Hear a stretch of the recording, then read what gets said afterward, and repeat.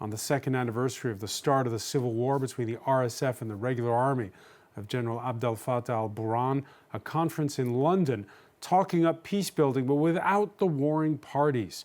Antonia Kerrigan has more. The 15th of April 2023, black smoke rises over Khartoum. After weeks of tension, the paramilitary Rapid Support Forces, or RSF, led by Mohamed Daglo, launched a series of attacks against General Abdel Fattah al-Burhan's army, who promised, a week later, a swift victory for his troops. We are confident that we will overcome this crisis, preserve the country's security and unity, and transition back to civilian rule. Instead, it is the start of a long and violent civil war. As the weeks go by, the RSF prove an unexpectedly tough opponent, allegedly supported by arms deliveries from several foreign countries, including the United Arab Emirates. The paramilitary group secure multiple ground victories, besiege pockets of Khartoum, and conquer much of Darfur and the Kordofan region. Meanwhile, despite international mediation efforts and calls for ceasefires, negotiations are at a standstill, and every time a truce agreement is signed, it is immediately violated. In June of 2024, the International Criminal Court warns of alleged war crimes. Of attacks against the civilian population, in particular, attacks directed against camps for internally displaced persons. And the United Nations say the population are at high risk of famine. This is an entirely man-made crisis and a shameful stain on our collective conscience. We need rapid, safe, unimpeded humanitarian access. By late 2024, the Sudanese army are regaining ground, having embarked on a multi-front counter-offensive. Then comes a major victory. In March 2025, they reclaim Khartoum's presidential palace and airport, and al-Burhan declares the capital free. The Sudanese army now control most of the north and east, and the country has become increasingly fractured. Civilians now face the world's worst humanitarian crisis. According to some estimates, more than 150,000 people have died. More than 13 million people have fled their homes, and food, shelter, water and medical supplies are scarce. UN Women have seen a 288% increase in demand for life-saving support following rape and sexual violence, and an end to the fighting is nowhere in sight. And for more, let's go to Philadelphia in the United States. She's a Goodwill ambassador for the UN High Commissioner for Refugees. Emtithal Mahmoud, Sudanese-American community organizer and survivor of Darfur's genocide. Thank you for being with us here on France 24. Thank you so much for having me. This second anniversary marked with conferences, but also marked with fighting. We saw in recent weeks the overtaking of parts of Khartoum, and more recently, what's happened in Darfur with the Zamzam refugee camp overrun. I believe it's something that's touched your own family personally. Yes, my family has actually lived in Zamzam camp for nearly 20 years now, and our community actually built Zamzam IDP camp and several of the other IDP camps around Darfur. And over time, the IDP network, we call ourselves a Nazihin, which means just the IDPs, for several decades, for the past almost 20 years since the Darfur genocide was announced. We've been trying really hard to keep things going, but unfortunately, the past several days have been incredibly harrowing. I've lost several family members, and many are missing. And there are 400 people have been killed so far and counting, and hundreds of thousands are displaced. Children and people who are vulnerable have been dying on the way to the safe areas, and in some cases, our families have been almost like 3 or 4 times displaced now. I don't know what to say except for that we need to do something now about the Zamzam massacre before the Al-Fasher massacre begins. Before the Al-Fasher massacre begins, right now Al-Fasher, a surrounded city, you're predicting that that's what may be next? Yes, absolutely. My family is from Al-Fasher on my mom's side, and from other areas of Darfur. In fact, the city my father was born in does not exist anymore because of the genocide and climate change and several other factors. So the family of the part of my family that's been displaced and living in Zamzam for 20-something years now, almost 20 years, is right next to the other side of my family, who's from al-Fashir. And so for the past year of siege, of this man-made famine, they've been stuck in that area. So right now, all of us on the ground, as we get calls and coordinate evacuations and other possibilities for aid all over the ground and trying to move people as quickly as possible, we know that the next move that the RSF is planning is to take over al-Fashir, because al-Fashir is the capital of Darfur and it's the last city that's not under RSF control. So we know that since the massacre happened in Zamzam, the next thing that's going to happen is the al-Fashir massacre if we don't act now and put pressure on the warring parties to end this war, for a ceasefire now, and to hold the RSF accountable and the SAF accountable for past atrocities as well. So if you're saying if we don't act now, who's we? Whose job is it to act now? I think it's the job of every person in the world to act now, because none of us are free until all of us are free. The struggle is about our collective liberation. And the reality is the Darfur genocide used to be on the front page of the New York Times. It used to be something that was talked about all over the world. People said never again. People said, save Darfur. But in the end, the Darfur genocide never ended. What most people don't know is that this war that's happening right now is marked by the same things that we saw during Darfur, seeing the satellite images and the images from the ground of the burned villages. By the way, more than 100 of our villages have been burned in the past several months in Bir Mazza and several other areas that we're personally trying to support. Seeing those burned images, you compare them to the burned images from the start of the Darfur genocide. And if that wasn't enough to convince you that the Darfur genocide is not ended, then if you were to look at what happened in Zamzam this weekend, women and children tortured, people killed. And the reason we know that women and children were tortured and that others were killed is because the RSF broadcasts these images all over social media as their essentially victory. And so this is not just brutality or a brutal war, and there has been brutality all over Sudan. So how does the international community pressure the RSF, which is still getting a steady supply of weapons, most notably from the Emiratis? Exactly. I think that the way that the international community can pressure the RSF and the SAF to end this war is to understand that, first of all, civilians are the ones that pay the largest toll, and to also ask for aid routes to be open. We've been working for weeks with months, years, with many different organizations to try and open the aid routes. There's actual aid sitting in different parts of Darfur right now, waiting to be brought to al-Fashir from the international community, but he's being blocked by the RSF. And there's other routes that were blocked by the SAF over time.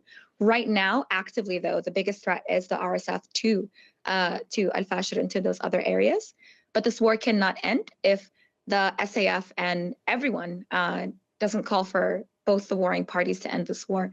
The war is only continuing because they're not agreeing to ceasefire. Ceasefire attempts have failed, and civilians are not at the forefront of change. And I think we're being excluded from any international processes, whether it's for humanitarian aid or for ceasefire or for peace as well. There's no open process to include civilians.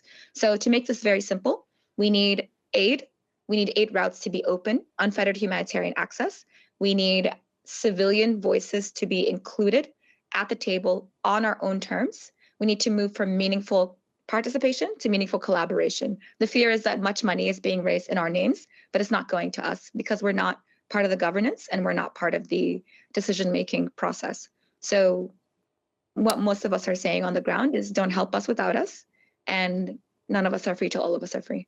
Yeah, it was civil society to a large degree that drove the 2019 revolution in Sudan, and despite double coups, despite the fighting between rival coup leaders, you do have on the ground that civil society still active, most notably through these emergency response rooms, effectively taking over a lot of the responsibilities that normally should go to a working government in helping local communities. How do you get the aid to those kinds of local grassroots organizations? Well, as part of the IDP network, I can tell you that the way that we've been able to get aid through has been through small donors, many small donors, and we opened the routes and all of that. And I partner very closely with SAPA, with the ERRs and different organizations. I'm actually part of the ERRs because we started Bir Musa ERR. But what I will say is that in Khartoum and other regions of Sudan, the ERRs have been very effective, but we cannot do it alone. So in Darfur specifically, this system has not worked. And so the IDP camps and the 6 million people in all of our networks, in our network as the IDP humanitarian network, we're working very hard behind the scenes as civil society to try and really push for our voices to be heard and met at the table. The way that you do this is, yes, you can fundraise and hold in central funds, but when you distribute to our organizations, you have to understand that specialized work is needed in our areas. So in Darfur, for example, the leadership for how the aid should be distributed and our expertise on how to operate on the ground. There's some sensitive things that I cannot share because we're actively under threat on the ground, and we're working very hard to figure out which routes are open. The reality on the ground is that we need to expand, and I'm really excited to be part of all of these different groups. But we know that the nature of the ERRs and all of our different networks is that all of us just jump in and help each other. And that's what's been happening in Darfur for 20-something years. So I understand that you said most, sorry, go ahead. No, I was just going to ask, because that's the aid going in. What about, just a word about the people going out? We've been reading in the last days some harrowing tales about people having to walk for dozens of kilometers to be able to get, most notably, to the border with Chad. What is those trying to get out, family members of yours, for instance, what's their goal? Where are they trying to go? Yes, I want to just be clear about what I was saying. I'm saying that we need to support the ERRs, support SAPA, support the IDP network, support all Sudanese-led humanitarian initiatives, because we understand our areas. So I just want to be clear. What I'm saying is that we cannot do it alone. We're talking about it behind the scenes, that we're not enough, like the ERRs, we're not enough on our own in Darfur. And in Darfur, the IDPs are not enough on our own, and we need to work together. So what I was saying about what I would say about the families trying to flee, I walked 1,000 kilometers across Sudan to actually raise awareness about all of the walking that we've had to do over time. Right now, 58 kilometers from El-Fashir is Tawila, the next city, where we're trying to evacuate as many people, and where people ran to. Many of them ran from Zamzam camp with the massacre. Children have been going on foot for those 58 kilometers, which is about 36 miles. And many have died of thirst because already they were in famine conditions. So what we're facing, not just at the Chadi border, but at other borders as well, is that there's not a safe route. There's no safe passage, and it's very, very difficult to get to those areas. And so what we're doing right now with our partners, our civil society partners, I always say our human networks, because I think civil society is an interesting term as an anthropologist, but what I'll say is all of our networks together, the ERRs, SAPA, the IDP network, Darfur Women Action Group, all of the people on the ground, we're doing everything we can to figure out where the next safe place is. Because as you know, an IDP camp is a place of refuge. The hundreds of villages that were burned went to Zamzam. It swelled to the size of 2 million, and it does not have that capacity. So we worked very hard to create that capacity. Our clinics were destroyed. Our aid workers were killed. Our community kitchen workers were killed as well. Children were killed. And what's so difficult is, it's difficult for me to say this because we're actively trying to solve this right now. 58 of my family members, young girls from our extended family, were kidnapped by the RSF, and we still don't know where they are. Human trafficking is running rampant. The reality of life in Sudan on the ground, the reality of trying to escape, is that every single step of the way to safety is not safe. So even places of sanctuary are not protected. One of the things I call on the international community to do, all of us call on the international community to do, is to at least, require that IDP camps and other safe areas are considered safe zones. If I told you that this is a place of refuge and it was destroyed, massacred, burned to dust, where's a safe place to go? And I used to say this when I became a public speaker at 10 years old.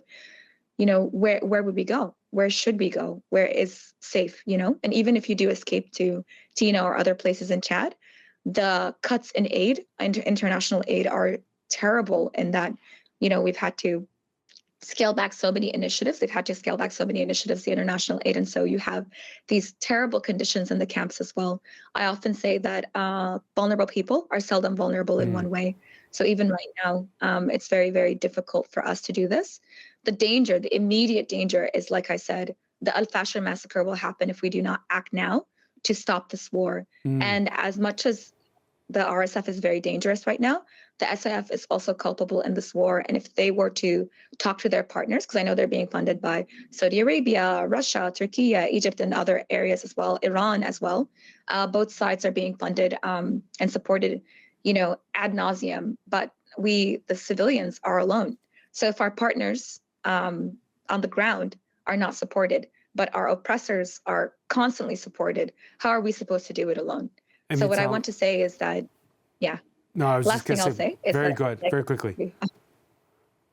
I would like us to be brought as equals on our own terms at the table. Civilians should be meaningfully collaborated with, leading the way, not just a check mark or a voice used to raise funds.